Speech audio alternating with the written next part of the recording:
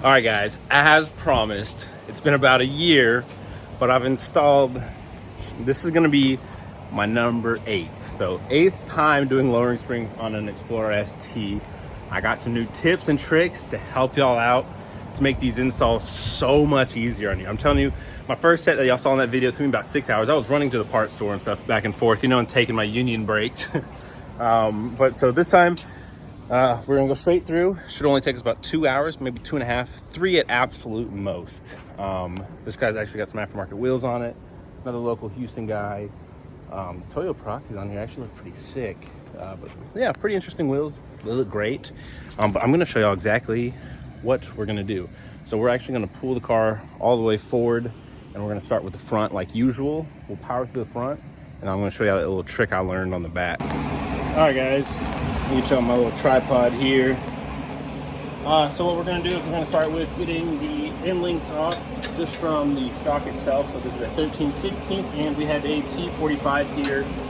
It is important, you don't want to use an impact on these. You use an impact on these, you can ruin the ball joint in the back. Basically, it's like literally a ball and a joint. It's basically another ball.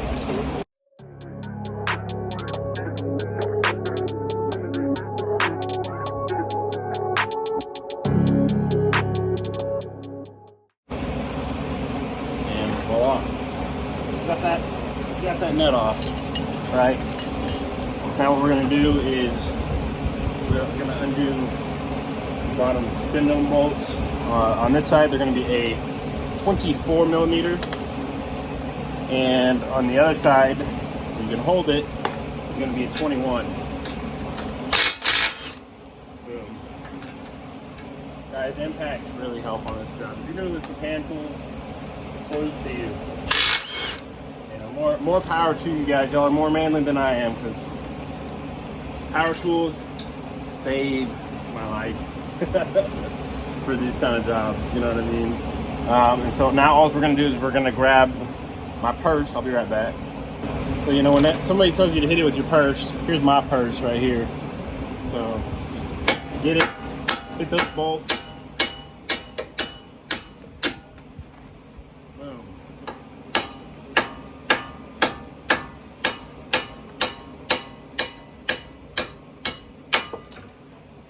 There you go, I hit it with my purse. So anyway, we got this one free.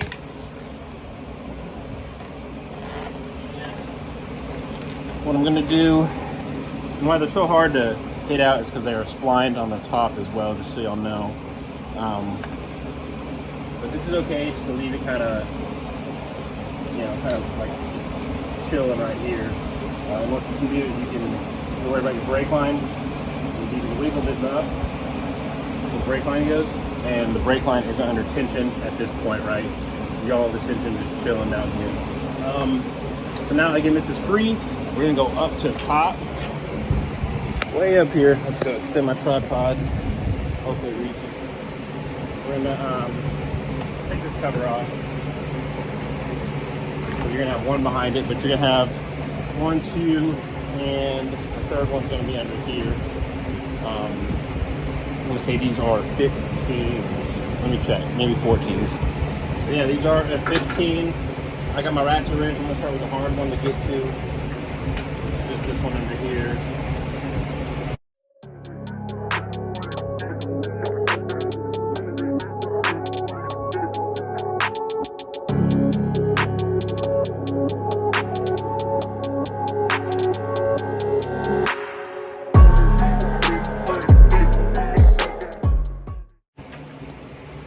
What I'm going to do is I'm by myself. I'm going to reach down here. This now all the way up. All right. That's all the way off. I'm going to move y'all back this way. Boom. We got the whole strut assembly out right there in about 10 minutes. Again, once you do this a couple times, you can fly through this. A lot of people dread doing the front. Some people say the rear is easier. The rear is easier, especially the way I'm going to show y'all how to do it. It makes it stupid easy. So again, you're going to have a pass-through socket here, as a wrench cannot fit on here because of the top pad. And you really don't want to try to use an impact on here either, because you're not going to be able to hold this, and it'll just spin and spin and spin and spin. So let me show you all the pass-through socket I use. All right, guys, I freaking found it. Okay, so yeah, it allows you to grab the socket and do this, so you don't have to be all ghetto like that. So we have this, and we have our 10mm that's gonna go on there. It's gonna be tight, guys, so.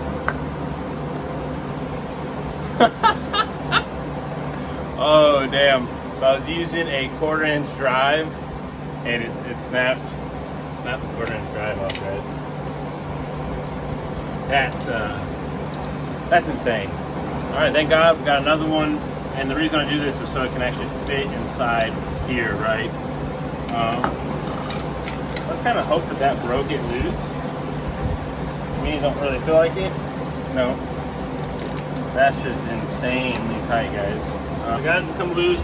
I'm gonna grab my spring compressor. We're gonna compress the OEM spring so the top hat don't shoot off on us. All right, guys, so here we go. We got our spring compressor. We're gonna go ahead and compress it.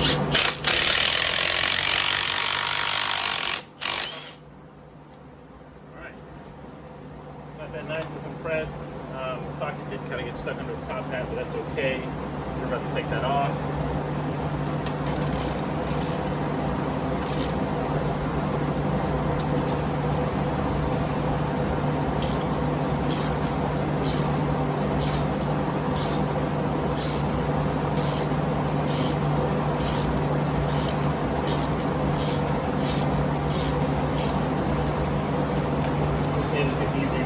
Get it towards the top. You don't have to worry about it popping when you got the spring compressor on. It's literally compressing that spring. So as long as you got that spring compressor on there right, anyways. And we now have the OEM spring off of it. Now I see this a lot. People are like, oh, my logo is upside down. So here we got the H&Rs. They're only going to sit one way. So like, look. So I have the label facing upwards, right now. And if it's leaning like this, and you can see where it's leaning and hitting our thing, that's not right. It isn't. So like, look. Let's try the other side, right? So with H&R letters facing up. Let's try putting that on there. And again, you see how it's leading and it's hitting our actual shot. That's not right either. So again, the fronts don't matter. It's not a left and a right, which is front. When you put it on and you see it sitting straight in the middle, right, or it's not affecting anything, that's how you want it. Yes, the logo is upside down. I do not manufacture the springs. I don't know why they do it that way. A lot of people think that they have to be the other way around, and that's just not the case. They're supposed to sit straight, even right in the middle like this. If not, then they are upside down. If you want to install your springs that way, go ahead, but I'm letting you know you're wrong. And again, this isn't about me being right and wrong. It's just showing you that you're doing it wrong. Don't stop telling me that I'm doing it wrong. Alright, so put our boot back.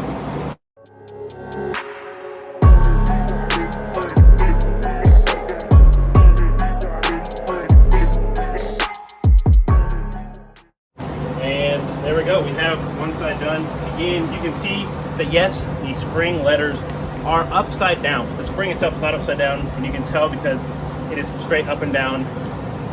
Right in the middle is the shot. And again, if you do it the other way, it's going to be hitting the shot. So you'll see what I'm talking about. I'm not sure why all the spring manufacturers keep printing them like that, but this is what it is. We want them to put it on the right way. So I'm trying to put the dust boot back on the shot. Once that's back on, I'll show you all putting it in.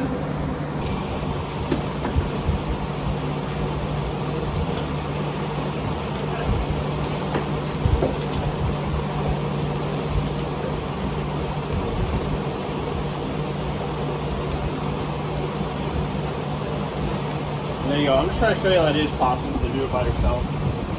It is a little bit of a pain in the ass to do this part by yourself, but completely possible.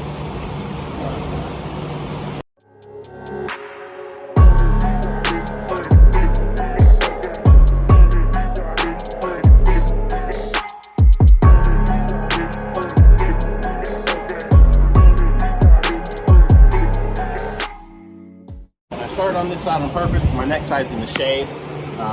Really, it's just the same thing, this other side. So I'm only showing you how to do this on the one side. So now we got this where the bolts go through. Remember, the bolts come in through this way. So we're gonna lift the spindle up and try to slide it back into its foam.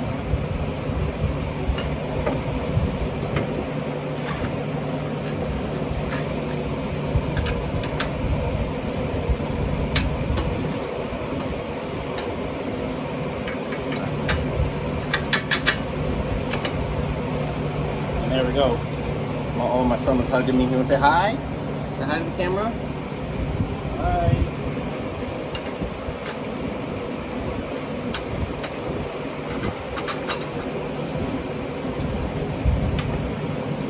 All right.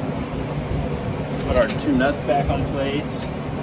Our brake line that we took out of the grommet, we can slide back in the grommet now. So that it has no more weight on it.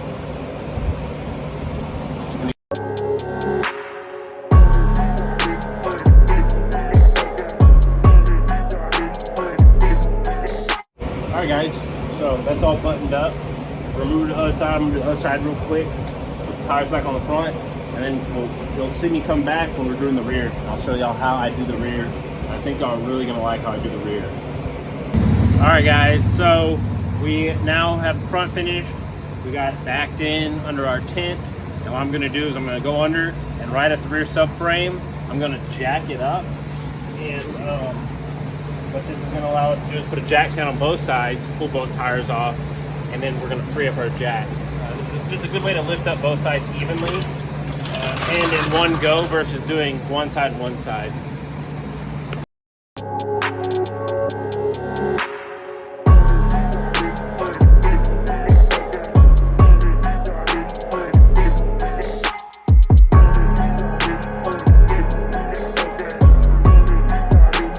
Alright, just to show everybody what I got going on here. I jacked it up from right there where the bushings are. We have a jack stand on both sides. And again, I'm about to show y'all the easiest way to get these rear springs out of here. Alright guys, so we have a T40 and our 18 pass-through socket on it. You know, popsicle guys, it's hot out here.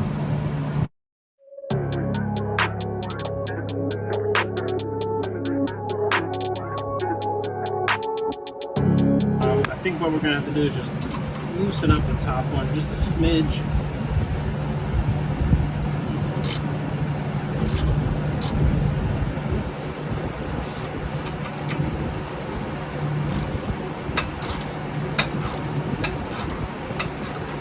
Right. Loosen that up and boom.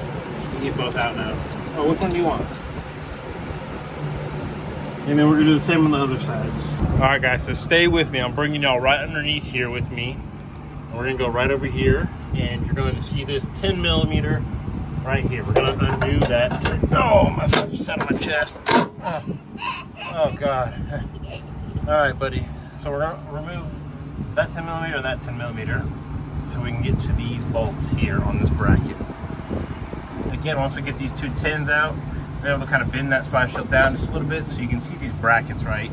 We're not going to remove the big one yet, but we're going to remove these two smaller ones, which should be a 13. I have my 13 here. It is a 13, so we're going to get these 13s off here and here. All right, guys, once you get that 13 and this 13 out, what we're going to do is we're going to slide right to the front. You see the other big bolt, right? You see this other big bolt right here. You're going to have this bracket up here, and it's going to have three 13s on it. You're going to have the 10 right here. You're going to do the 10, and then you'll have access to the 13 that you can see on fingers back here. There's 13 right there, and you got 13 and 13. And it is the exact same on the opposite side. We're going to take off that 10 and then the three 13s, and then I'll be back on video to show y'all what to do after that. All right, guys, so after you got those 13s off, you're going to have these 24s. And that 24 and that 24. And what we're going to do is we're going to loosen them. Don't take them all the way out, but just loosen them. All right, guys, so we're going to go back on our jack. And what we're going to do is we're going where you initially jacked it up from last time, you're gonna put it back up on it. Because this is gonna lower your whole subframe, and I swear these rear springs are gonna pop out. It's this easy. Again, you're just loosening up the front ones about 2 inches or so, about an inch, 2 inch. They don't come all the way out though. So now that that is supported, let's kind of putting that support on it. These front ones are going to be 21s. We're going to remove the 21s so we can lower down the subframe. And again, the 21s are going to be right here. We have one here, which is why we took off 10 on the splash shield, and you're going to have one right on the other side of the splash shield in the same spot. Alright, so I just wanted to show y'all this. We got the 21s out on both sides, here and here. And now what we're gonna do is we're gonna just gently lower down this whole thing right here.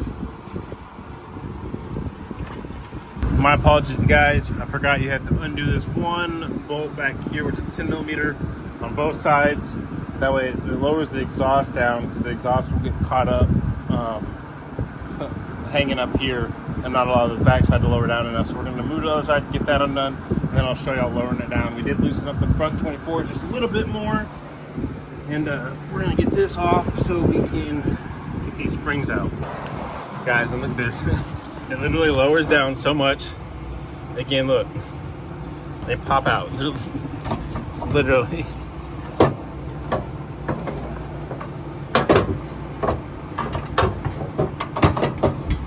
That is the easiest way to do the rear springs. I promise you. I've been doing them for a little about 2.5 years, 2 years now. And that is the easiest way to do it. See, this is where it starts to confuse people, is when you get to the rear, H&R faces the right way. Right side up. So when you're putting this one back in,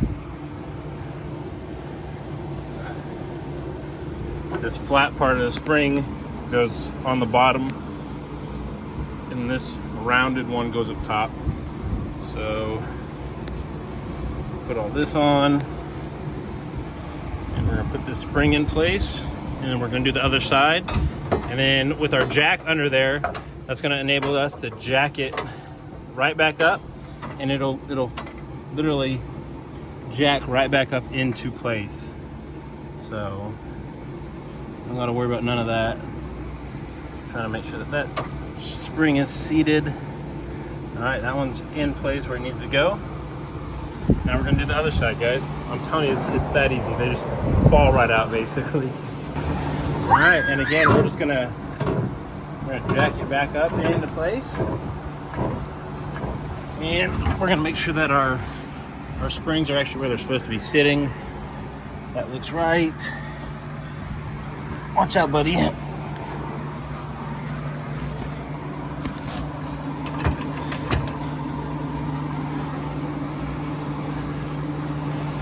All right, guys. We got our springs in place. Just like so.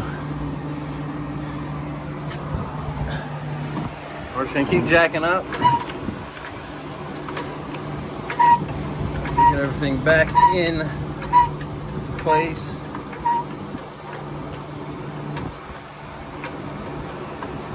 Ow, why are you pulling my hair, dude? That's not nice. Alright, started jacking up the car so we know that everything should be back in place. And now we can start putting back all of our brackets. You should be able to look up in here. You can actually see that the holes align, so you can be able to put those both back in. Everything is in here as it should. So that's very, very nice. Again, guys, easiest way to do the rear springs. And it's just opposite. Again, we'll put the 21s in, we'll tighten those up until they get snug, but not all the way. Then we'll snug up the 24, or the 24s in the very back all the way, put the 13s in, and then work our way back up to the front. And there is torque specs for these, but just make it tight. If you have an impact, a couple ugga-duggas, and you'll be all right, and your subframe won't go nowhere. And then from there, don't forget to put the these back sway bar end links, and yeah, then you're good to put it back on the ground, guys. It's that easy. Now, lowering like that bends your splat, this shield, but you can just bend it right back. Look, there you go, it's already back in the spot. So it's not a big deal. And just like that, it's all buttoned up. Again, springs are in place and everything's seated. So let's put the wheels back on, get this guy on the ground and take it for a test drive, make sure everything's feeling all right. He will need to go in for an alignment. But all in all, about 3 hours by myself on my back. Guys, again, this is the easiest way to do the rear springs in my opinion. I've tried multiple different ways. This way does not require a pry bar. I will let him know that his rear shock is leaking. Looks like the only one. I'll check the other sides. But yeah, easy, guys. All right, guys, as always, I really hope that video was helpful. That's all I aim to do with these videos, is just be helpful. I went into a little bit more detail over the rear, unlike my last video, which I kind of covered the fronts more. So I hope that this video helps people feel more confident in doing the springs themselves. Roughly takes about 2 to 3 hours max. Even while filming, it took me about 3 hours. Wasn't bad. I've done 9. When I get back in town, I'm supposed to do number 10. I'm actually heading up to New Jersey right now for work for about 2 weeks. So shout out to all my northern New Jersey, New York people that watch me. But I appreciate each and every one of y'all, truly, from the bottom of my heart. And I appreciate all the support and love that y'all show me on my website and just continually show me on this platform. So guys, love y'all, and until the next one.